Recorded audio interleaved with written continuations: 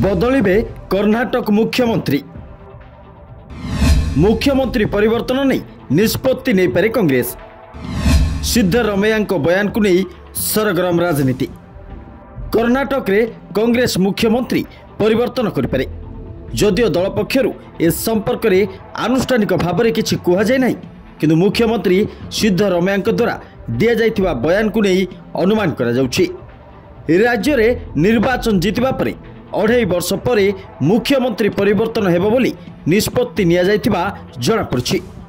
मुख्यमंत्री पद पई दौड़े उपमुख्यमंत्री DK शिवकुमार नाम आगरे अछि। गत गुरुवार सिद्धरमैया बयान सूचाई देइथिला जे तांकर एवं DK शिवकुमार मध्य एक कथबार्ता होइथिला।